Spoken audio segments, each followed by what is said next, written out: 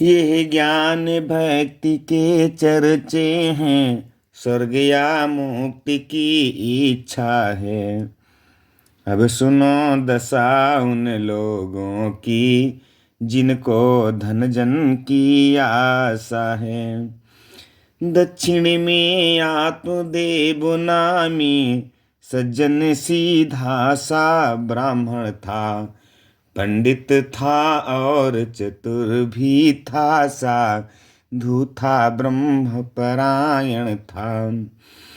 धुंधली गाम उसकी नारी, मानो वंश की गृहदशा थी। स्वामी जितना ही सज्जन था, उतनी ही नारी कर्कशा थी।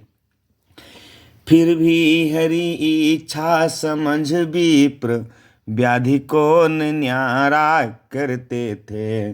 सब सुख दुख सहते जाते थे, शांति से गुजारा करते थे। गालियां सुनी अपमान सहे, तो भी वह छोर न छोड़ा था। बंधुओं इसी में समझ रखो, वह केर बेर का जोड़ा था। पहले तो थे विप्रवर नारी से हैरान, वहां दैव संयोग से हुई न थी संतान। चांदी सोना धेनु धन था जो कुछ भी पास, दे डाला सब दान में, किंतु न पूजी आस। तो संतान न अब हो सकती है, जब विप्रदेव ने जान लिया। तब मरने का निश्चय करके घरबार छोड़ प्रस्थान किया। वन में पानी ढूंढने लगे, वह मरने का अभिलाषी भी। हरी इच्छा से घाट पर वहीं आ गया एक सन्यासी भी। वह बोला, कहाँ भटकते हो, क्या इच्छा तुमको लाई है। द्विजराज तुम्हारे चेहरे पर प्रत्यक्ष निराशा छाई है। ब्राह्मण बोला, क्या कहूँ अपनी व्यथा कराल, करे न प्रभु मेरी तरह दुश्मन का भी हाल। जीवन की सांस चुक रही है, मौत भी सामने झूली है। जीवन की डाली सूख चली, पर जीवन आसन भूली है। भगवान ऐसा है कौन जतन, जिसका कर चुका विधान नहीं। सब दान किए सब पुण्य किए, पर हुई एक संतान नहीं। भाभी ऐसा चक्कर है, यह भाग्य कहीं भी जगा नहीं। गौ के भी बछड़ा हुआ नहीं, बिरवे में भी फल लगा नहीं। सुनता हूँ जो पापी अपने जीवन में पुत्र न पाते हैं, वे स्वयं नरक में जाते हैं, पुरखों को भी ले जाते हैं। ऐसी सूरत में प्रभु ही पर अब धरना धरना अच्छा है, अथवा निराश हो जाने पर जीने से मरना अच्छा है। आया हूँ इस जगह पर नाथ मरण ही ठान, छोड़ दिया संतान पर प्राणों का भी ध्यान। सन्यासी बोला, महाराज किसने भ्रम में भटकाया है। उद्धार और स्वर्ग का द्वार बेटा किसने बतलाया है। यह हमने माना पिंडदान, कुछ शांति वहाँ पहुँचाते हैं, लेकिन यह बात असंभव है, वह हमें स्वर्ग ले जाते हैं। यह तो कर्मों की खेती है, जो बोएगा सो पाएगा। कर्मों से मुक्ति दिलाने में बेटा क्या हाथ लगाएगा। कर्मों का बोझ उठाने में बेगार से काम नहीं चलता। द्विजवर यह भ्रम है, धोखा है, बेटों से नाम नहीं चलता। मेरे विचार में तो संतति उल्टा प्रभाव दिखलाती है। उसकी माया ममता हमको नरक की ओर ले जाती है। पुत्र के भरण पोषण में हम पेट भी न भरने पाते हैं। उसकी ममता में फंसने से हरि भजन न करने पाते हैं। दैवात कुपूत हुआ पैदा, दैवात कुपूत हुआ पैदा, तो उल्टा पीछे पड़ता है। वह लोक बने या बिगड़ जाए, पहले यह लोक बिगड़ता है। देन किसी माँ बाप को कुल कपूत के हाथ, द्विजवर ममता छोड़कर जपो जानकी नाथ। द्विज बोला संतान का है अब भूत सवार, और दया धामी इस दीन को समझाना बेकार। इसलिए न माथ पचाओ प्रभु ये समझा कर भव जाल हमें हे उदार दे सकते हो तो दो गोदी का लाल हमें। फल दिया उसे सन्यासी ने नारी के लिए खिलाने को, पर वह पापिन तैयार न थी संतति के कष्ट उठाने को। बोली अपनी बहन से बहन बचा ले प्राण, यह फल आया है मुझे निश्चय काल समान। फल खाने से रह गया गर्भ तो केली गर्भ गिर जाएगा है। बहन महल में पड़े पड़े यह माटी कौन सड़ाएगा। खाना पीना श्रृंगार खेल आप ही छूट सब जाएंगे। हे बहन प्रसव की पीरों से बेमौत प्राण घुट जाएंगे। फिर पैदा भी संतान हुई तो जीवन भर को भार हुआ। अपनी सुख घड़ियां छूट गई दूसरा साहू तैयार हुआ। वह गंदापन मलमूत्र बहन मुझसे न संभाला जाएगा।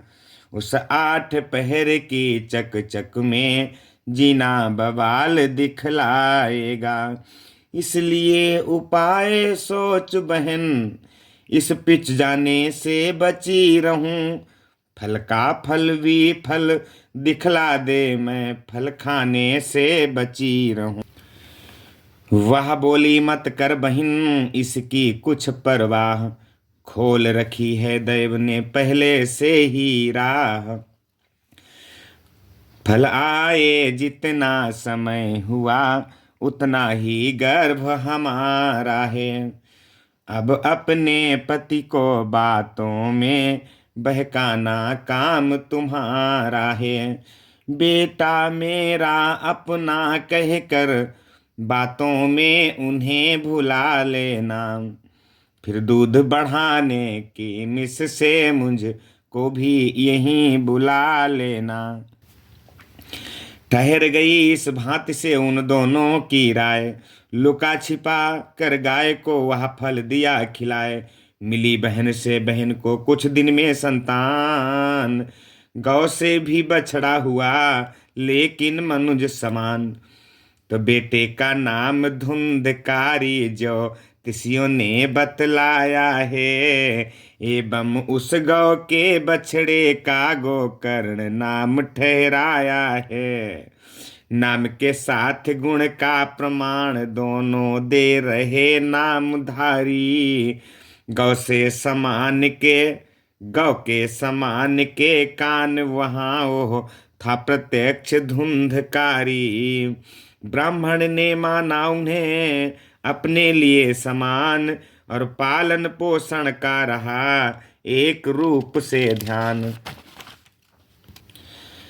गोकर्ण सुबह से संध्या तक पूजन में समय बिताने लगा। खल नीच धुंधकारी लेकिन वैश्याओं के घर जाने लगा। गोकर्ण जहाँ पर जाता है छा जाता है जयकार वहाँ। पर धुंधक की धांधलियों से मचता है हाहाकार वहाँ। डंडों से माँ की पूजा की, लातों से गुरु सत्कार किया। घर में जो कुछ जर जेवर था वह सारा बंटा ढार किया। आंखें अब खुली ब्राह्मण की, जब व्यापा कठिन कलेश उसे। सिर पर बीती सब समझ पड़े सन्यासी के उपदेश उसे। रो रो कर गोकर्ण से कहा हृदय का हाल। लाल टलेगा किस तरह यह छाती का साल।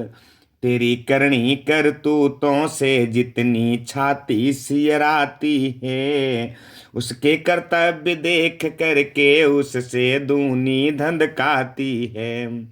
मैं समझा था संतानों से हर हालत में सुख होता है, यह खबर न थी दुष्ट का बाप इस तरह जन्म भर रोता है। बिहस कहा गोकर्ण ने तजो ताते ध्यान। होती है संसार में ऊंच नीच संतान।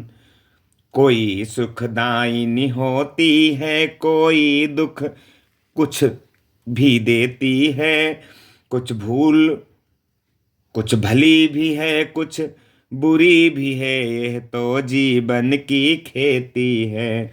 संतानी और धन धामों से आत्मा में शांति नहीं होती। मैं तो इतना ही समझा हूँ दुनिया में शांति नहीं होती। यदि तुम्हें शांति की इच्छा है तो सीधे बन को गवन करो। मुझको छोड़ो उनको छोड़ो, श्री रामचंद्र का भजन करो। उसी समय बन को गया विप्र सहित आह्लाद। चला गया गोकर्ण भी कुछ रोजों के बाद। गोकर्ण भी चला गया और उनके पिताजी भी चले गए। अब बचा घर में कौन? धुंधकारी और उसकी माँ। अब क्या होता है कि अब तो डंडा लेकर माँ पर वह अत्याचारी धाया है। पूछने लगा पापिनी बता, घर का धन कहाँ छिपाया है। कल बतलाऊंगी यों कह कर बच सकी उस समय दुखियारी। पर रात समय डर के मारे गिर पड़ी कुएं में महतारी। घर में पाई भी मिलन सकी, गांठ में न एक छदाम मिला। तब चोरी और डकैती ही उस व्यभिचारी को काम मिला। वैश्यानी देख कर मन में किया विचार, खा जाएगा एक दिन ये खल का व्यवहार। ये ठगी डकैती का पेशा अपना प्रभाव दिखलाएगा। ये जाएगा सो जाएगा, साथ में मुझे ले जाएगा। ये नीच प्राण के दंड बिना पाप से न मुंह को मोड़ेगा। मैं लाख तरह समझाऊं भी पर दुष्टन पीछा छोड़ेगा। किया रात ही रात में उसका काम तमाम, मिला न पापी को मगर मर कर भी विश्राम।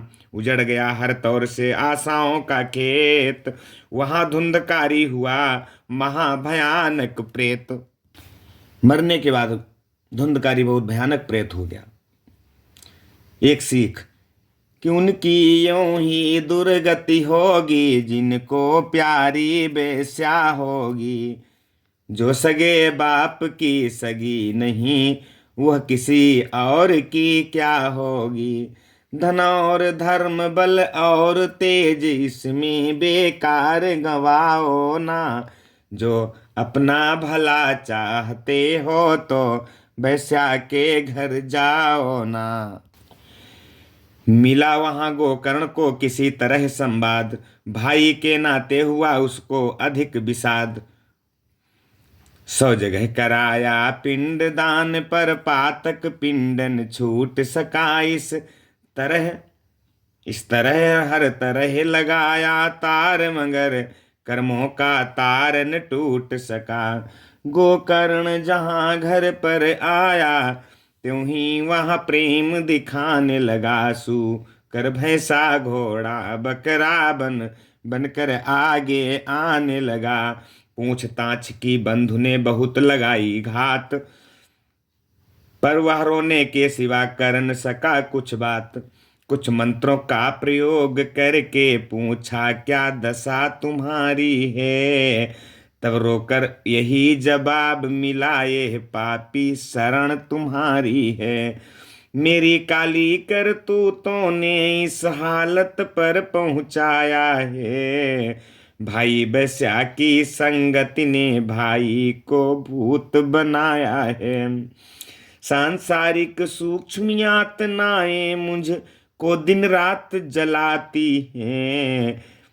वे जीवन की सुखमय घड़ियां सपने समान दिखलाती हैं। यह पंच तत्व ही शत्रु हुए, दुनिया है कारागार मुझे। यह कपट योनिया चोले हैं, है वायु मात्र आहार मुझे। यह हालत सुन गोकर्ण हुआ बहुत हैरान, बोला तेरे नाम पर किए बहुत व्रत दान। गंगा गोकर्ण प्रयाग गया शुभ, श्राद्ध दान कर आया हूँ। संसार सिद्ध है गया तीर्थ, उस जगह पिंड धर आया हूँ। इतने क्षेत्रों का दानों का होगा प्रभाव बेकार नहीं। अचरज है इतना यत्न किया, हो सका मगर उद्धार नहीं।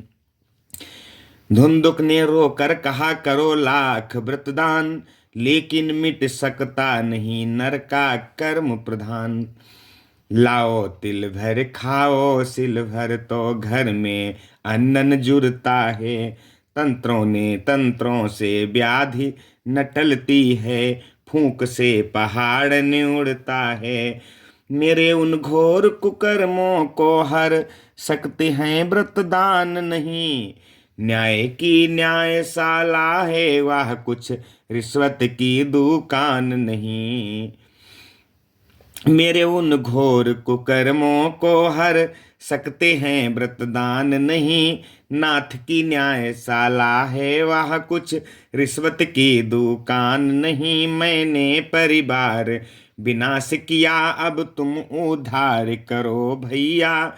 भैया का भैया डूब रहा ये नैया पार करो भैया। अन्यथा पार करने वाला एक भी देव बलवान नहीं। इतने ही में बस समझ रखो, विश्व में मुझे स्थान नहीं। उसी समय गोकर्ण ने किया सूर्य का ध्यान, पावन मंत्र प्रयोग से प्रकट हुए भगवान। बोले बेटा जिस चिंता में तुम अपनी जान लड़ाते हो, उसके मोक्ष के लिए मुझको साधन न नजर में आता है। ऐसा कोई व्रत नेम नहीं जो पाप भार ले जाएगा। हाँ है भागवत ग्रंथ ऐसा जो इसे पार ले जाएगा। जो इसकी मुक्ति चाहते हो तो शुभ सप्ताह विधान करो, परमेश्वर का गुणगान करो, उस दुखिया का कल्याण करो। यों कहकर गमनित हुए श्री दिनकर भगवान। रचा वहीं गोकर्ण ने शुभ सप्ताह विधान। एक साथ गांठ के लाठे पर उस भाई को ये स्थान दिया। फिर वैदिक विधि से यथा समय सब वेदों का आह्वान किया। एक ही रोज की गाथा में एक पोढ़ बांस की टूट गई, या यूं कहिए उतने ही में एक गांठ कर्म की छूट गई। विधि पूर्वक जब 7वें रोज पूरा सप्ताह विधान हुआ, तो 7 गांठें टूट गईं, उस पापी का निर्वाण हुआ। आया विमान तत्काल वहां, सुरमंडल ने गुणगान किया। धुंधुक ने विष्णु रूप पाकर वैकुंठ धाम प्रस्थान किया।